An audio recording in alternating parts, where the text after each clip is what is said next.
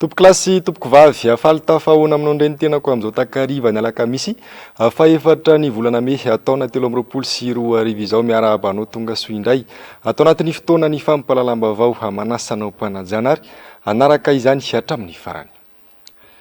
Vaovao manodidina ny fifidianana avy hatrany no isataratsika ny fampalalam-baovao mametraka ny aiainy momba ny fanomanana ny sisa fikarakarana ny fifidianana ny KMF koa hoe fanabeazana olom-pirenena manoloana ny tsy fisian'ny finiavana politika eo ampanantanterahina izany tsy maintsy misy ny fifidianana amin'ity taona ity ho ny fanazavana ka tsy tokony atao olaolana ny tsy fampian'ny vola mila mandray andraikitra ny rehetra manoloana izany mba tsy hiverenan'ny krizy eto amin'ny firenena Andomianatiana Tahirinena.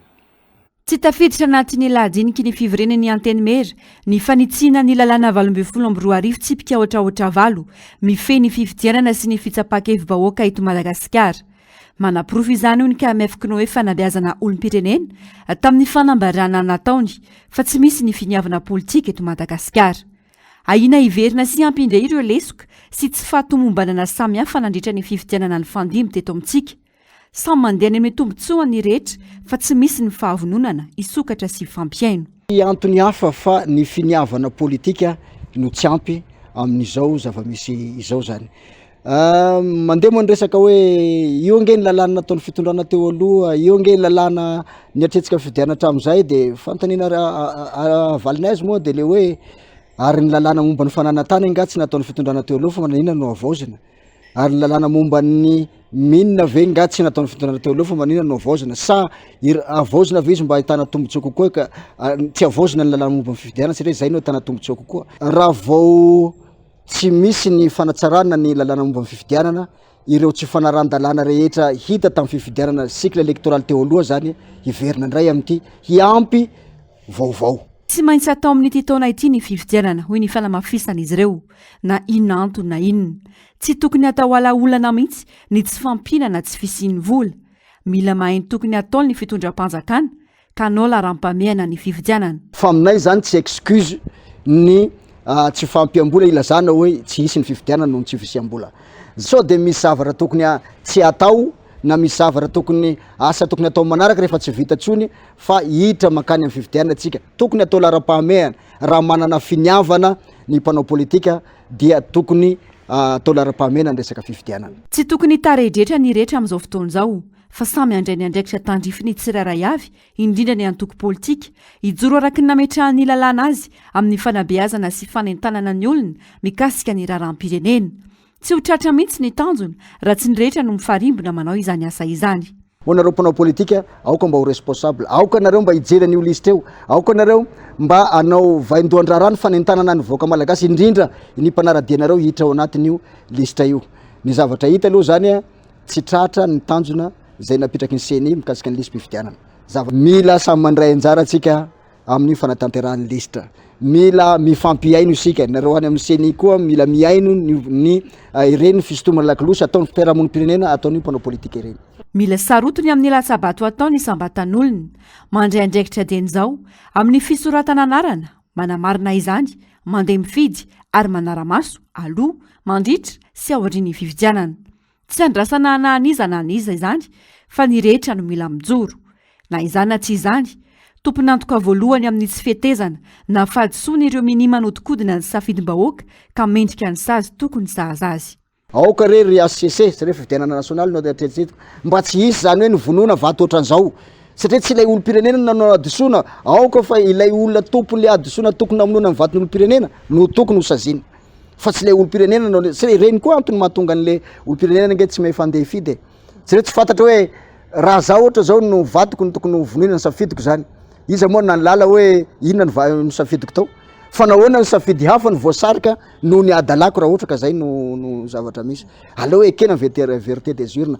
Mametra-panontaniana ary mametraka ny aiainy amin'ny tokony sy ny doublon mandritra izao fanavaozana ny lisy mpifidianana izao ny KMF koa hoe raha ny fanazavana nentin'ny filohany androany. Miatefa mivantana any amin'ny CNI ny fanontaniana izy ireo ka angatahany fanazavana mazava ho an'ny olom-pirenena rehetra. Fifidianana madio sy mangarara no tanjony isian'ny fitoniana sy filaminana maritra eto amin'ny firenena.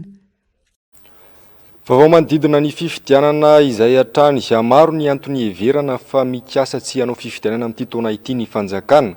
Voalohany ny tety andro ary ny faharoa ny teti-bola. Voafaritry ny lalàna ny tokony isian'ny fifidianana amin'ity taona ity ka andraikitry ny fanjakana no manantanteraka azy ho ny avy amin'ny firaisamonim-pirenena manaramaso ny fifidianana safidy Jessica Miray Tahirinena.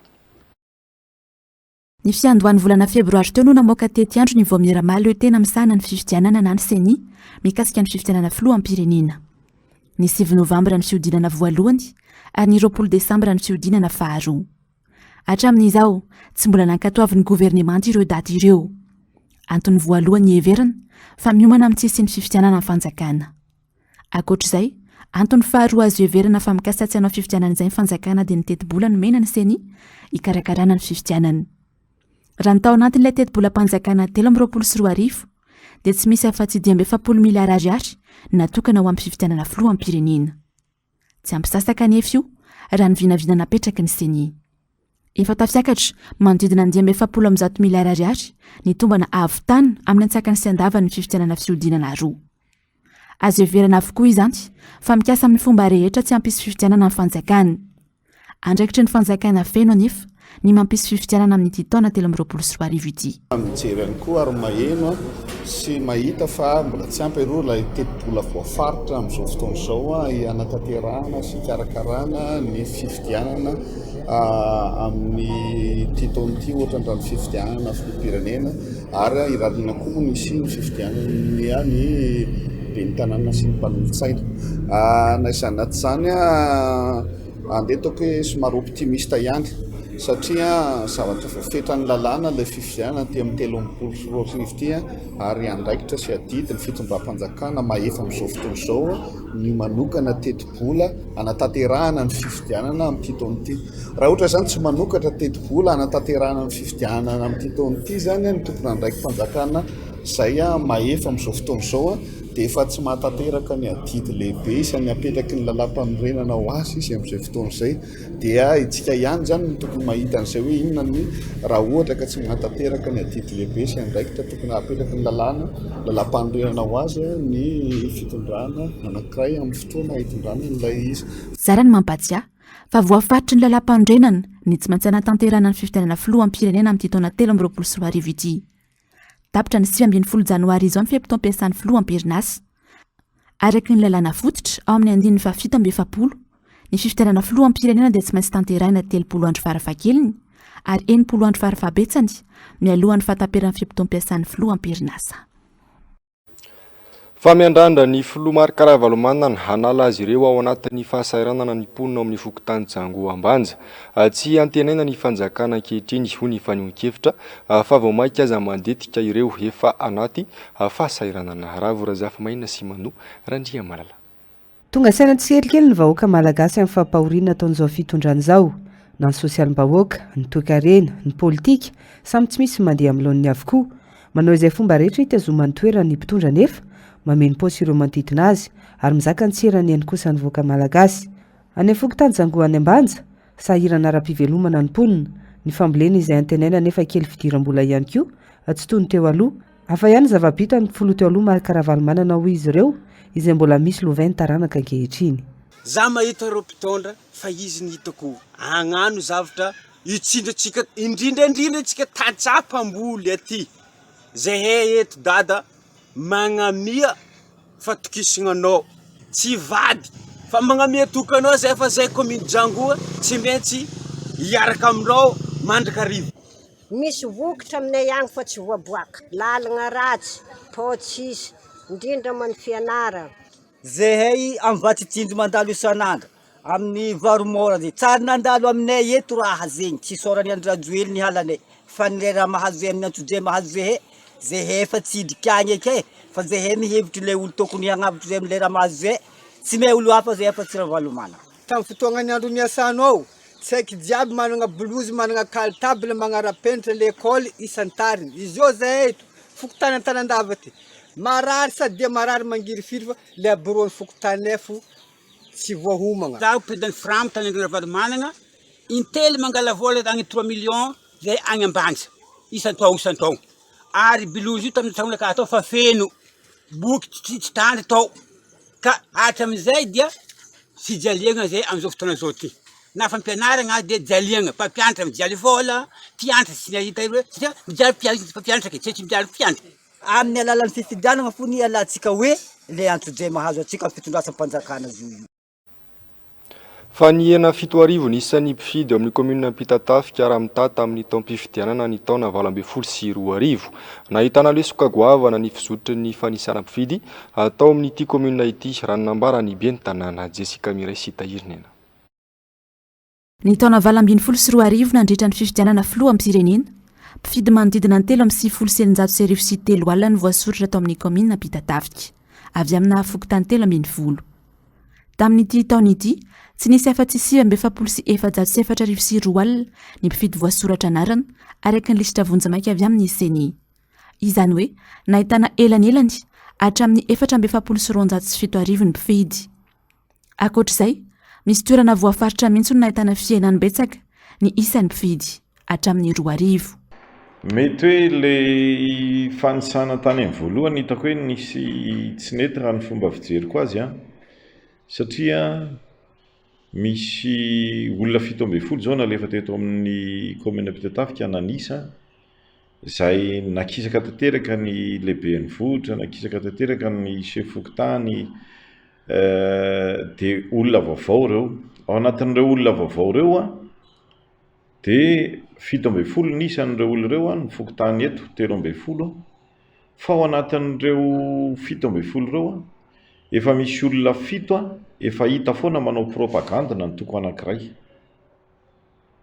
Ary rehefa mijery an'ilay tarehimarika zao zahay dia tonga dia afaka miteny mamoaka hevitra mihitsy hoe raha fifidianana ben'ny tanàna zao no resahana dia eo amin'ilay fokotany tena mampatanjaka ny ben'ny tanàna aperinasa ny tenanay zany eo zao tsy ampy 2400 satria mbola averiko ihany hoe le olona nasaina nanisa tamin'izany tamin'ity 13 arivo ity le nirahana ny CNI ve naniraka ny zareo reny dia tonga dia olona ao anatina ny toko politika anankiray ary mipetraka ao anatin'ity fokotany izay misy an'ilay 2400 mpifidy tsy voasoratra anarany ity. Ankoatra ny lesika teo amin'ny fanisana mpifidy, tsy misy mipetraka eny amin'ny fokotany ihany koa ny lisitra atao amin'ny komina Pitatafika. Mahazo baiko ny tsy hametahany izany ny izay fokotany.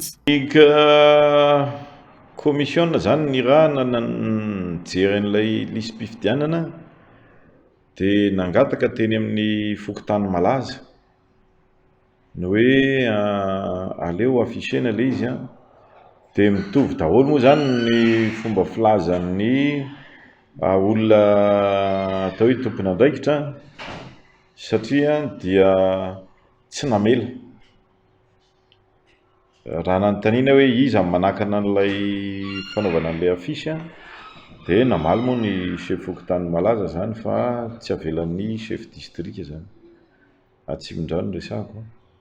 Any an-tanànan'ny olom-pirenena Atranty fa hifarana amin'ny fahaeniny volana Mey izao ny fanamarinana ny anarany eny amin'ny bureau-ny fokotany.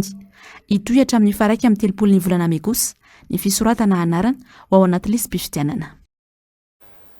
Toy ny mamerikeloka ny mpitondra fanjakana amin'ny fandikan-dalàna taony hoy solo-mambahoaka Mamy Rabenirina raha ny vahiny tao anatin'ny fandarana miara-manonja androany.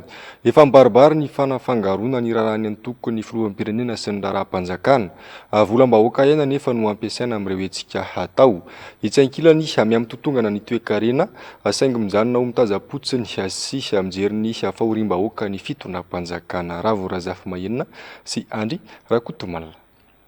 Tsy miavaka intsony raharaham-panjakana sy ny raharahany antoko misy ny filoha hatramin'ireo ministera no manery ny mpiasa ao aminy sy ireo sampana hafa hisalotra ny akanjony antoko volomboasary. Ny volam-bahoaka etsy an-dany no entina ampiasaina ho tombontsoan'ny fitondrana. Ity zany nandritra ny diabe nataona farim-padidim-piampianarana tany Ilakaka sy toerana hafa ihany koa. Ny fanjakana ny miantoka ny tsy fiandaniana ara-politika amin'ny fitondran-draharaham-panjakana dia tany saina eo ny folo alin-da, fitsarana, ny mpitandro filaminana, ny fampianarana, fanabeazana mba hisorohana amin'ireo asa rehetra fandaniam-paona sy fanidiko-dinana ny volam-panjakana. Ny fanjakana zany no mandamina ny fitondran-draharahana toko. am'izao fotoana zao satria voalaza amin'ny fomba ofisialy any anatin'ny fanasana sy fanomanana an'ireny hetsika ireny fa raha-panjakana naotrehana raha-rahana ministera naotrehana ary ministera fanabeazam-pirenena no voaresaka aloha androany tamin'iny volam-panjakana no ampiasaina volam-panjakana ny laniana kanefa ny antoko politika no avohitra famerena keloka mavesatra kokoa no ny tany aloha natsidika ny fandaharana miara-manonja ihany koa fa nanomboka tetezamita no totonga nantoekarem-pirenena ny taona 3 nanatahirina vola vahiny hatramin'ny $100 ny banky foibe tafakitra $700 izany ny taona 7 ary nazoaina ihany koa norinasa trirama fa irana nefa ny fanjakana ankehitriny ny vahoaka nompiretina nome vola kanefa ao anaty fahasahiranana tsy misy jiro ary tsy anasa ny atao mpitondra fanjakana dia zao manatsara ny tontolo ara-ekônomika amin'ny firenena zay tantanina dia manamaivana ny fahasahiranany vahoaka amin'ny alalan'ny asa aloha amin'ny alalan'ny endriky ny fampianarana amin'ny alalan'ny herinaratra amin'ny alalan'ny fahasalamana sy ny sisa ka rehefa lavorary zany rehetrarehetra zany miasa ny vahoaka miaina tsara ny tontolo ara-toekarena afaka mampiakatra karama ny mpitondra fanjakana dia misy lanja n'le vola entiko mandehandeha ao anatin'izany mijery fotsiny ny fandikan-dalàna ny mpiaro ny lalàna toy ny HCC sy ny fitsarana manjaka ny kolikoly avolenta ary efa miendrika fanjakany baroa no misy eto Madagasikara. Fa miantso nisian'ny fihavanana araka ny afatra nomen'ny Papa François nandritra ny diany teto Madagasikara ny nonce apostolika ny monseigneur Thomas Gris niantso mba handraisana andraikitra ho fampandrosoana ny firenena ihany koa ny tenany androany nandritra ny fankalazana ny 10 taona na Papa Ray Masina ny Papa François havitra sorina be sy mbola avatsara. 12 Martsa taona 2012 no nipoitra tao Vatican ny setroka fotsy manamarika ny fisian'ny Papa vaovao an'olon'ny Papa teo aloha izay nametra-pialana ka nahavoafidan'ny Papa François. 10 taona teo aoriana nafonja ny afatra sy ny tanjona napetraka ny Papa François dia nianjaka ny fitiavana. Dans son premier salut à la loggia centrale de la basilique Vaticane, il nous a invités à initier un chemin. Ce chemin de l'église de Rome qui est celle qui préside toutes les églises dans la charité. Un chemin de fraternité, d'amour, de confiance entre nous. Et le pape François a ajouté, prions pour le monde entier afin qu'advienne une grande fraternité. Vous pouvez reconnaître sans doute dans ces paroles une des valeurs fondamentales de la culture malagasy, le fiavanana, qui évoque l'esprit de partage, d'entraide et de solidarité. Cela comprend également l'importance des liens familiaux, de l'amitié et de la bienveillance entre les hommes et envers la nature. Je vous encourage à relire et à méditer les paroles prononcées par le Saint-Père il y a 4 ans dans cette ville, car ce sont des paroles prophétiques et toujours actuelles. Comme elles ont été accueillies à l'époque avec une grande attention, elles méritent d'être prises en considération aujourd'hui. Cette belle île qui regorge de tant de biens sur la terre et dans la mer, mais surtout dans les cœurs et les esprits de ses habitants, a aujourd'hui besoin d'être à nouveau désaltérée par des sources fraîches et vitales. Quand il est venu à Antananarivo, accueilli par le peuple malagasy avec une hospitalité remarquable, il nous a laissé cette réflexion mémorable. Et je cite, « Depuis que votre nation a recouvré son indépendance, elle aspire à la stabilité et à la paix, en mettant en œuvre une alternance démocratique positive qui témoigne du respect de la complémentarité des styles et des projets. Et ceci montre, continuait le pape François, que la politique est un moyen fondamental pour promouvoir la citoyenneté et les projets de l'homme quand elle est vécue comme un service à la collectivité humaine. Il est donc clair que la fonction et la responsabilité politique constituent un défi permanent pour ceux qui ont la mission de servir et de protéger leurs concitoyens, en particulier les plus fragiles, et de favoriser les conditions d'un développement digne et juste, impliquant tous les acteurs de la société civile. Vous êtes appelés à régénérer la vie sociale comme des sources limpides de prospérité et de paix, car c'est de cela dont ont besoin les filles et fils de Madagascar. Ils ont besoin de pères et des étapes stables de développement. Si nous prenons part à ce processus en respectant les priorités et les modes de vie autochtones, et où les attentes des citoyens sont honorées, nous ferons en sorte que l'aide fournie ne soit pas la seule garantie du développement du pays. Ce sera le peuple lui-même qui se prendra en charge progressivement en devenant l'artisan de son propre destin.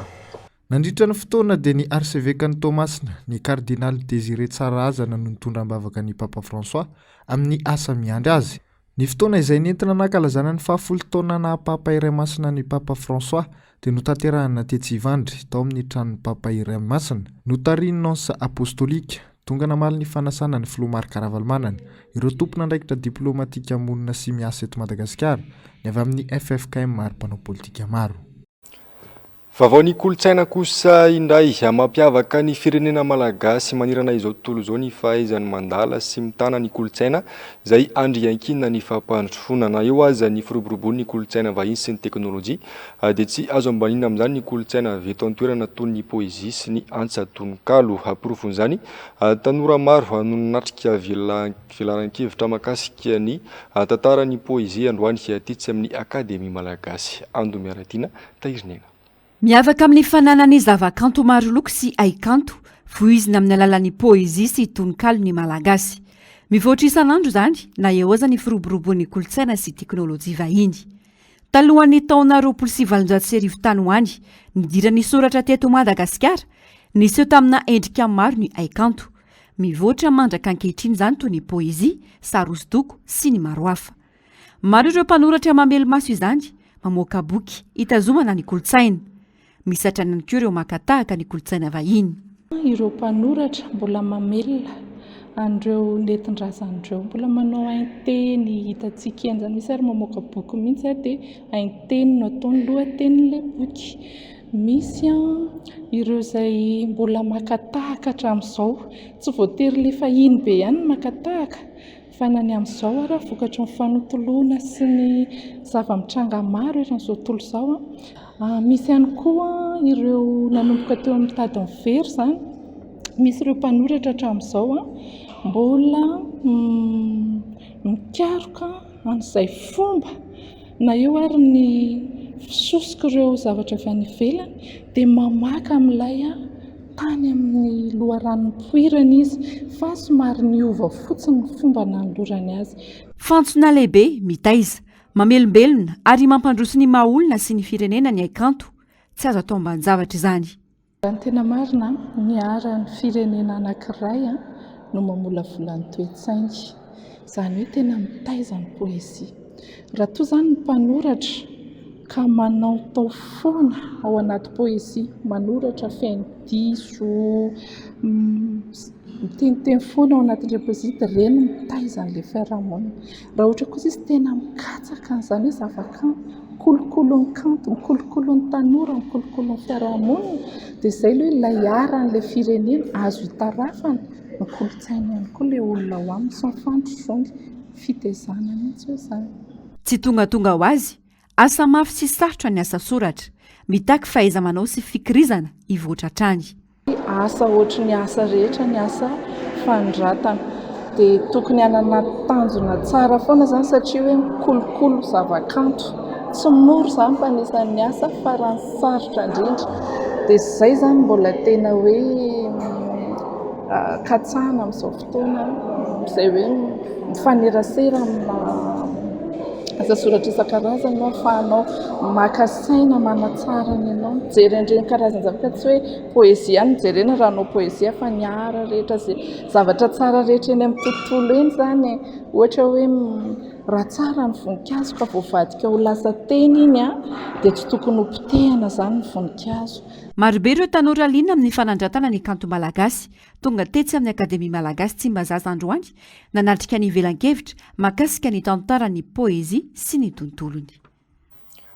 Lafy mavahoafa tanteraka kosa indray zaza manodidina ny ray alina no tandimdoza amina toerana fitandrana tsy ara-dalàna eladrano hanamikahany amin'ny faritra Nosy any amin'izao fotoana izao. Ireo zazalahy no misitrika anaty lavabato raha toka mitatitra izany miakatra kosa ny zazavavy izay matetika hiara-ny herisetra ranofo ataondreo mpanangona mikaha manoloana izany dia miara-miasa akaiky miady amin'izany izay fampiasana zaza tsy ampy-taona amin'ny fitandrana mikaha izany ny gouvernemanta amerikanina sy ny fikambanana tsy miankina ao anatin'ny pacte lohalarana amin'ny fanondrana mikaha i Madagasikara ka ny 7.20 isanjato ny vokatra vokarina dia alefa ny asinina avokoa. Mena anaty fahantrana lalina nefa ireo mpamokatra mikaha eto amintsika ary manampitrotraka izany ny tsindry ara-toe-karena nateraka ny Covid-19 sy ny haitany lavareny any amin'ny faritra atsimon'ny Nosy iny. Fa metraika amin'ny vantana any amin'ny tatsapamokatra ny fahasairanana ankehitriny avelo taraina ny akamaroan'izy ireo manoloana ny olana maro lafy sedraina tsy misy ny fanohanana tsy misy ny fanampiana fa samy mandeha anjambany rehetra ka tsy misy intsony ny fandrosoana any amin'ireo tsena be sisa no mba azahoan'izy ireo tombony amin'ny vokatra vokariny raha tsy izay dia miaina afanty-antoka lavareny ando miaratina tahirinena. Varotana amin'ny vidiny tsy araka ny tokony ho izy. Avy sasaka mihitsy aza ny vokatra ireo tantsany ambanivohitra manoloana ny fanararaotana sy ny tsy fahafantarana ny tena zava-misy mariny. Manginy fotsiny ny fahasarotana sy ny olana maro lafy sedrainy ny fotony. Mandeha amin'ny herin'ny tena ny tantsaha, tsy misy mpijery, tsy misy mpanohana, any ka mitarika azy ireo any amin'ny fatiantoka trany. Any amin'ireo foarana tsena be sisa no mba ahazoana tombony ho ny fanazavan'izy ireo. Rano any aminay sarotra be satria aminay le lavitra indrina dia sarotra ny collecteur moa indrindra dia sahirana izay mamokatra trafaka mbo mivelatra mihitsy zany izay tantsaha amin'le iry zareo mpiantoka zany mahazo tombony noho izay tantsaha. Ohatra fotsiny izao raha ny akoho gasy zao raha etoandro zareo dia raha akoho amidinay eto zao amidinay 7,4 ny akoho vaventy nefa ny raha iry zareo zao miantoka an'ireny dia 7,1 nakany anazy 4 dia izay zao dia efa tombony ho anay aloha le eto dia matsiaro zay efa mahatiantoka ihany koa satria izay mamokatra ny akoho gasy. Dia ny legioma moa dia efa arak'izay teneniko izay hoe ny akany an-tonokabary tony zao tombony ho anay maketo satria ny akandro zareo an'io zao arivo ny akany kapoaka nefa izao zay mba malapy 2 arivo. Any hoe zahay zany mividy lafo fa rehefa mivarotra zahay dia mivarotra mora. Malalaka ny sehatry ny fambolena sy fiompiana eto Madagasikara. Miantoka ny fahavelomana mihitsy azy ireo sehatra roa ireo ka tokony omena ny lanjany sy ny toerana sahaza azy. Tanjona napetraka mandritra ny FEPA na ny foire de l'élevage et de la production animale ny fampiaonana ireo mpiantsehatra rehetra hifanakalo ampiseho ny vokany ampiroborobo sy ampandroso ny tontolo ambanivohitra no tanjona. Fampandrosoana eo amin'ny sehatry ny fiompiana eto Madagasikara indrindra any amin'ny tontolo ambanivohitra entanina daholo koa nefa ny olona rehetrarehetra mba hiditra amin'izay sehatry ny fiompiana izay satria mbola isan'ny azo lazaina fa sehatra malalaka ny fiompiana dia afaka miditra amin'izay daholo ny olona rehetrarehetra. Eo ihany koa ny fanaparitahana teknika moderne ao anatin'ny fiompiana mba tsy hijanona amin'ny traditionnel be taloha zany fa mba hiditra amin'ny teknika moderne. Aritra efatrandro ny andian'ny 700 amin'ny FEPA izay atao hitsinantsana. Trano efa 300 no hita ao an-toerana mandritra izany hanasongadinana ireo vokatra sy vita malagasy. Maresaka iraisampirenena olona mahery ny 300 no maty tandroanda vokatry ny tondradrano noho ny orambe nikija ny talatala hatramin'ny vomaly maraina tany amin'ny faritra andrefana sy avaratra no tena vomafy ny mpitondra teny ny gouvernemanta roa andeha Ravorazafymaina sy Mano Randria Malala. Mitombo isan'andro ny olona maty eo amin'ny distrika Androbavo nanomboka omaly. Samy mandevina ny avana ireo niarambona, mandeha ihany etsenkilany fikarohana ireo tsy hita popoka sy ny fitondrana ireo naratra any amin'ny hopitaly. Tao anaty torimaso no nanomboka avy-tsinjanona ny orana ho ireo mponina. betsaka ny fahasimbana toy ny trano ny lalana ary tapaka ihany koa ny herinaratra. Ny oatra ny fatra ihany koa ny reran'ny Sebaya. Tao anatin'ny taona maromaro dia niamafy ny orana tany Rwanda izay niteraka tondra-drano sy fiotsahan-tany. 80 ny olona maty eo anelanela ny volana janoary sy ny volana aprily ity taona ity. Misy hatrany fampahafantarana meloa avy amin'ny sampana mpamantatra no mety ho tetronandro eny toerana manoloana ny tranga toy izao. Atsy any Rwanda ihany anefa nahitana tondra-drano ihany koa tany Uganda izay namoizana ain'olona enina. Tapitrary ny fampalalamba avao tompoko lahy sy tompoko vavy mankasitraka anao naraka izany sy hatramin'ny farany toy ny mazatra dia ny fandaharana ahona marina sy ny fandaharana Global News ireo no arainao avy hatrany aorian'izao fampalalamba avao izao. Aorian'izay kosa ny horonan-tsary indray miseho mitondra ny lohateny hoe une star à domicile ny sampana fampalalamba avao mamy fotoananao ho amin'ny rampitso indray velomary tompoko.